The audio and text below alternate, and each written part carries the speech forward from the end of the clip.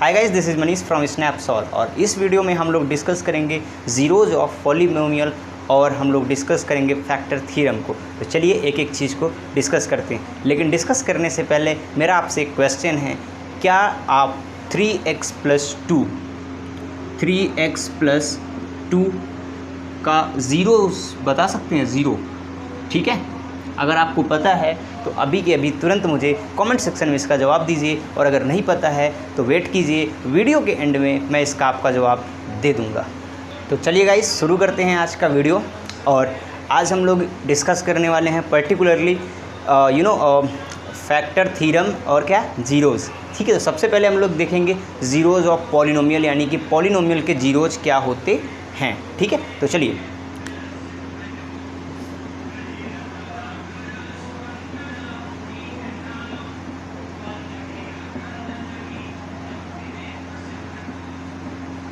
तो गाइज़ हम लोग डिस्कस करेंगे ज़ीरोज़ ऑफ पॉलिनोमियल, यानी कि पॉलिनोमियल के ज़ीरोज़ क्या होते हैं।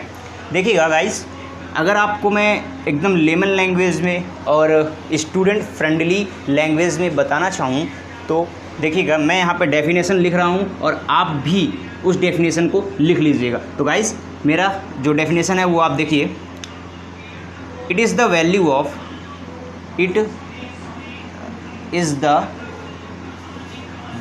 of variable that makes the value of whole polynomial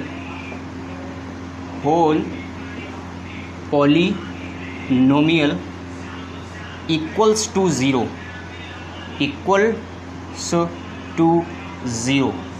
ठीक है गाइस। तो मैंने यहाँ पे क्या लिखा है, it is the value of variable. ये क्या होता है? वैल्यू होता है। किसका वैल्यू होता है? वेरिएबल का वैल्यू होता है, जो कि क्या कर देता है, वैल्यू ऑफ होल पॉलिनोमियल, यानी कि पूरे के पूरे पॉलिनोमियल का वैल्यू इक्वल्स टू जीरो, यानी कि ज़ीरो के बराबर कर देता है। तो ठीक है, तो अब हम लोग इसको क्या करेंगे, एक अच्छे से एग्जाम्पल से क्लैरिफाई करेंगे, ठीक है। तो चलिए एक एग्जाम्पल लेते हैं सो दैट हम इस कॉन्सेप्ट को, इस डेफिनेशन को अच्छे से अंडरस्टैंड कर सकें, ठीक है। तो चलिए देखते हैं। तो गाइज़, मैंने एक पॉलिनोमियल लिया, उस पॉलिनोमियल को मैं px नाम दे रहा हूँ, क्योंकि मैंने कल आपको रिप्रेजेंटेशन सिखाया था। रिप्रेजेंटेशन क्या होता है, कैसे रिप्रेजेंट करते हैं पॉलिनोमियल्स को, है ना। तो ये चीज़ें मैंने आपको बताया था। हम अपने कन्वीनियंस, यानी कि अपनी सुविधा के लिए क्या करते हैं, रिप्रेजेंटेशन करते हैं। तो px लिख रहा हूँ मैं, px इक्वल टू, मैं यहाँ पे लिख रहा हूँ 5x प्लस 2, ठीक है। तो मैंने यहाँ पे लिखा 5x प्लस 2, ये एक पॉलिनोमियल है। इसका ज़ीरो क्या है, मैंने क्या लिखा है कि it is the value of variable. तो इसमें वेरिएबल क्या है, x है। तो x की ऐसी कोई वैल्यू बताओ जो यहाँ पे हम लोग पुट कर दें, x की कोई ऐसी वैल्यू बताओ जो हम यहाँ पे पुट कर दें और हमारा पूरा का पूरा वेरिएबल क्या हो जाए, ज़ीरो के बराबर हो जाए, ठीक है ना। चलिए मैं आपको दिखाता हूँ। तो मैं कह रहा हूँ कि अगर हम लोग यहाँ पर x इज़ इक्वल टू -2/5, कितना, -2/5 पुट कर देते हैं। -2/5 अगर हम लोग पुट कर देते हैं तो इसका वैल्यू ज़ीरो हो जाता है। देखते हैं कैसे।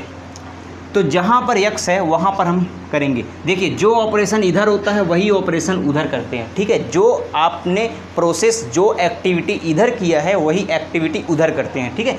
तो यहाँ पे हम लिख रहे हैं putting x is equal to -2/5 on both side, ठीक है, ऑन बोथ साइड। तो देखिएगा मैंने यहाँ पे क्या लिखा, p की जगह p रहेगा, x की जगह क्या हो जाए, x की जगह -2/5 रखना है। तो जहाँ पर x है वहाँ आपको -2/5 रख देना है। हमें यहाँ x दिखा, हमने -2/5 रख दिया। हमें यहाँ दिखा, यहाँ भी रखेंगे। तो ये 5 है, जहाँ x है x की जगह हमें रखना है -2/5 प्लस 2। तो guys you can say that 5 cancel हो जाएगा, ये दोनों 5 से 5 कैंसिल हो जाएगा। तो हमें जो यहाँ पे मिला वो मिला -2 और +2 मिल रहा है। अब हम इन दोनों को कैंसिल कर सकते हैं। तो हमारा आया p -2/3 इक्वल्स टू कितना आया, 0। तो p -2/3 इक्वल्स टू आ गया गाइज 0। आई थिंक आपको क्लियर हो गया होगा, आपको समझ में आ गया होगा। मैंने यहाँ पे लिखा है p -2/3 इक्वल्स टू 0। समझ में आ गया। ठीक है गाइस, तो एक दो एग्जांपल और ले लेते हैं सो दैट हमारा जो है जीरोज ऑफ पॉलिनोमियल क्लियर हो जाए। अब आप लोग सोच रहे होंगे सर आपने कैसे कर दिया -2/5, कैसे आपको पता कि इसी को रखना है। मैं आपको ये सारी की चीज़ें सिखाने वाला हूँ ना, आपको बताऊँगा कि -2/5 कैसे। आपसे मैंने क्वेश्चन भी पूछा था, उसका भी जवाब दूंगा मैं, मुझे जवाब देना नहीं पड़ेगा, आप खुद दे दोगे क्योंकि मैं आपको सिखा दूंगा ना। तो देखिएगा गाइस, मैं इसको अभी आपको सिखाऊंगा कि आप सीधा पॉलिनोमियल देखते ही बता दोगे। ठीक है, ये एक लीनियर पॉलिनोमियल है। कैसा पॉलिनोमियल है? लीनियर पॉलिनोमियल है। आप पॉलिनोमियल देखते ही बता दोगे कि इसका जीरोज कितना होगा। ठीक है, तो चलो एक और एग्जाम्पल देख देखते हैं सो दैट आपका अच्छे से क्लियर हो जाए। तो गाइज़ मैंने अब दूसरा एग्जाम्पल लेना है। मैंने ले लिया QX = मैंने इस बार लिया है 4x - 2। मैंने लिया है QX = 4x - 2। हमें बताना है कि इसका जीरोज क्या है। यानी मैं क्या कर दूं, यहाँ पे x मतलब वेरिएबल। मैंने आपको क्या बताया था जीरोज की डेफिनेशन। जीरोज क्या होता है? It is the value of variable. ये वेरिएबल की वैल्यू होती है। यहाँ पे वेरिएबल क्या है? x है, तो x की वैल्यू होती है। x की क्या वैल्यू यहाँ पे रख दें कि पूरा का पूरा पॉलिनोमियल क्या हो जाए? 0 हो जाए। तो चलिए अब मैं आपको बताता हूँ यहाँ पे हमें क्या रखना होगा। यहाँ पे हमें रखना होगा गाइज़ 1/2। कितना रखना होगा? 1/2। कितना रखना होगा? 1/, ठीक है। तो देखो 1/2 रखते हैं। तो हमने क्या किया? Putting 1/2 on both side. बात समझ में आ रही है? मैंने कहा कि जो ऑपरेशन या जो एक्टिविटी इधर करनी है वही एक्टिविटी उधर भी करनी है। ठीक है, तो देखो हमने लिखा q की जगह q, जो यहाँ पे x है x की जगह हो जाएगा बच्चा लोग 1/2। हमें जहाँ जहाँ x दिखे वहाँ वहाँ 1/2 कर दो।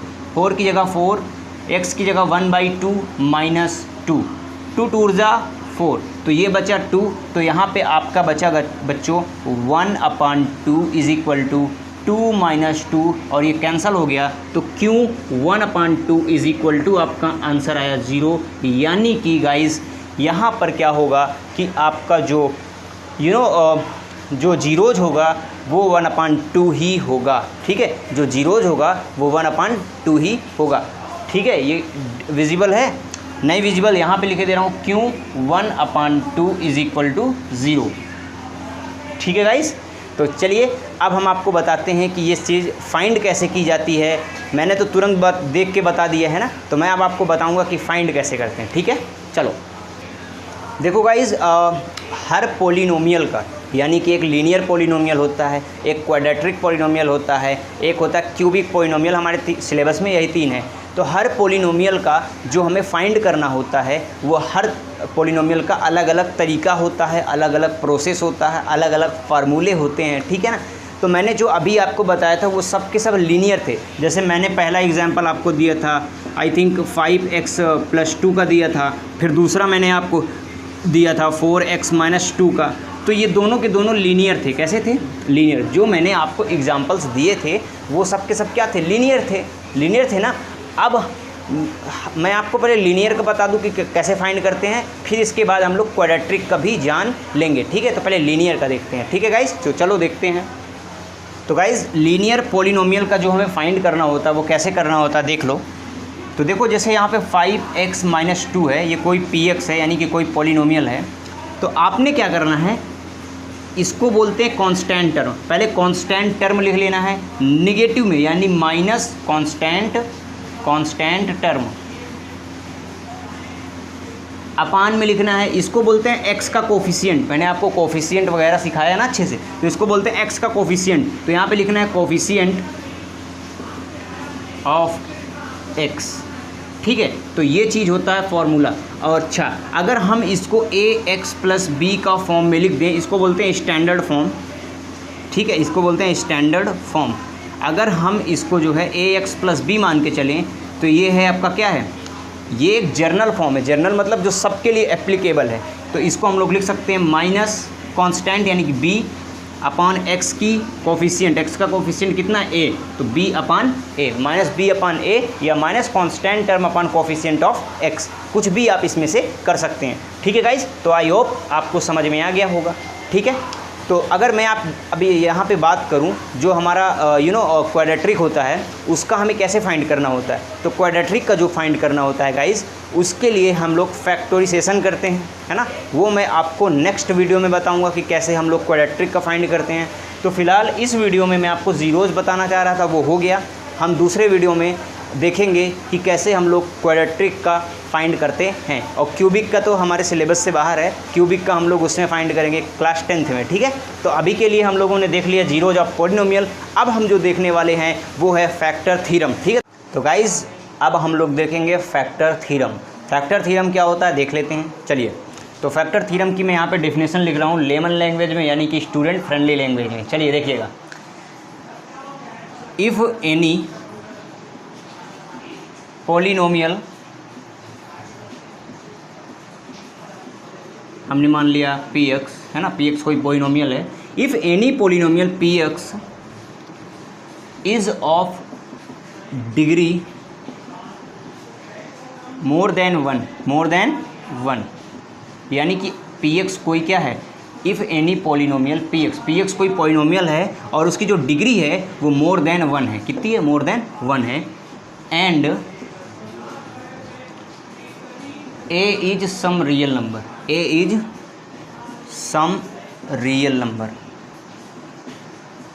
तो guys if any polynomial px is of degree more than 1, कह रहा कि जो px है, ये जो px है ये क्या है, एक पॉलिनोमियल है। इसकी डिग्री, इस बंदे की बात हो रही है, आप मेरी बात समझिएगा। ये जो px है इसकी जो डिग्री है वो डिग्री है 1 से ज़्यादा, यानी कि 2, 3, 4, 5, है ना, यानी मोर देन 1 से ज़्यादा, 1, 2, 3, 4, 5, है ना, कुछ भी हो सकती है। तो ये जो px है इसकी जो डिग्री है वो 1 से ज़्यादा है और a कोई रियल नंबर है। तो अब क्या कहता है फैक्टर थ्योरम, अब देखते हैं फैक्टर थ्योरम कहता क्या है ना, इसका स्टेटमेंट क्या है। कह रहा है कि अगर px को हम लोग x माइनस a से डिवाइड करते हैं, px मतलब पॉलिनोमियल,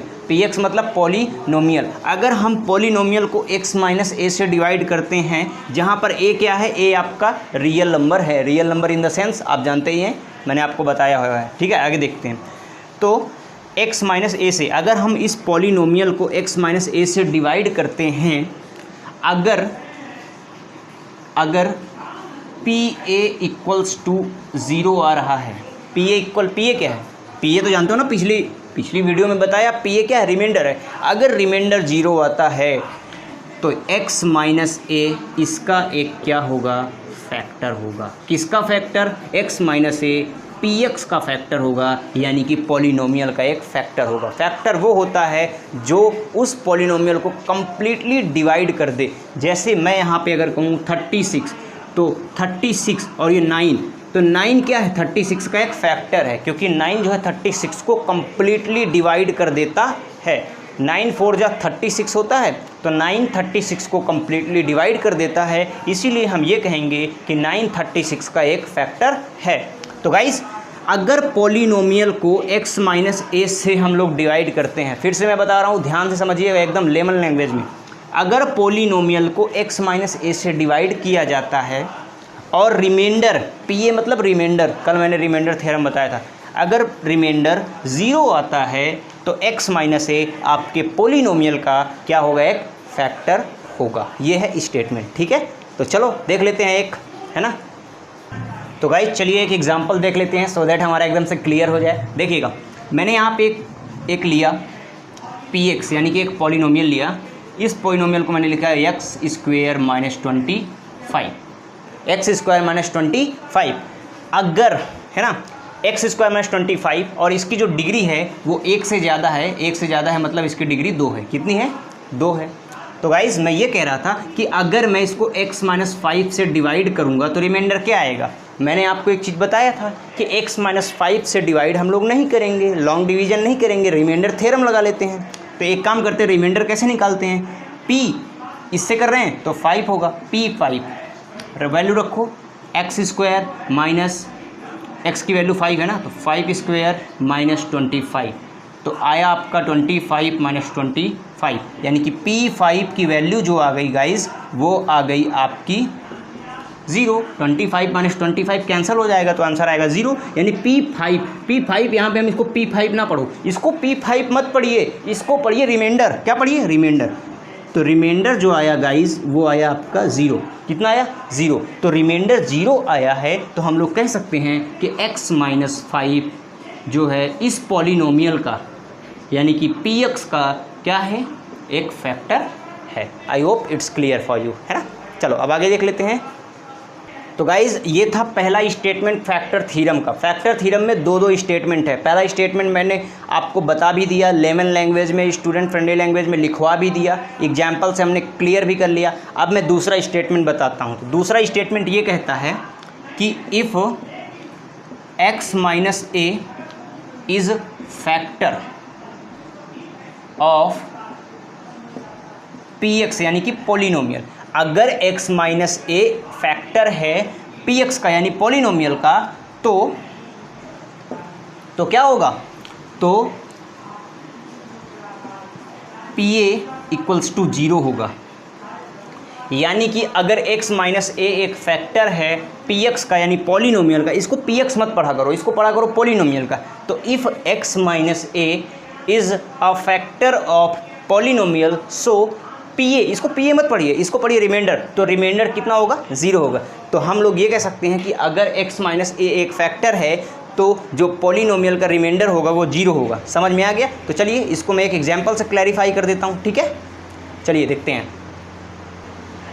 तो गाइज़ मैंने आपको अभी जो पहला स्टेटमेंट समझाया था उसमें मैंने एक एग्जाम्पल लिया था, उसी एग्जाम्पल का हम लोग फिर से यूज़ करके उसको अच्छे से समझते हैं। देखिएगा, मैंने कहा था कि जो आपका पॉलिनोमियल है वो है x² माइनस 25, और हमने पहले स्टेटमेंट से पता कर लिया कि x माइनस 5 जो है इसका क्या है, फैक्टर है।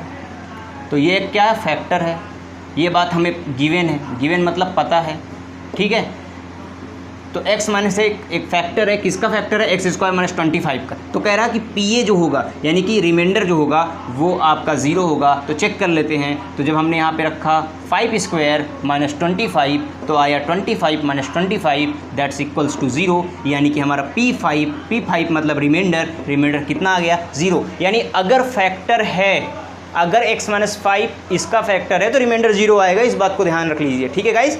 तो आज का वीडियो यहीं तक, ठीक है ना। लेकिन अब वक्त आ चुका है कि मैं आपको उस क्वेश्चन का जवाब रिवील कर दूं जो मैंने आपसे पूछा था, ठीक है। तो चलिए हम उस क्वेश्चन का जवाब देख लेते हैं। क्वेश्चन जो मैंने आपसे पूछा था वो था 3x + 2। मैंने आपसे पूछा था कि इसका जीरोज़ बताइए, तो इसका सीधा सिंपल है -2/3 होगा। अब आप समझ चुके होंगे, minus constant term upon coefficient of x, ठीक है। तो -2/3 इसका होगा। तो गाइज़ ऐसी इन्फॉर्मेटिव वीडियोस के लिए स्नैपसॉल्व को सब्सक्राइब कीजिए, और अगर आपको पढ़ाई करते वक्त प्रॉब्लम आता है, डाउट आता है, जो से ऐप है उसको डाउनलोड कीजिए। Thanks for watching, have a great day.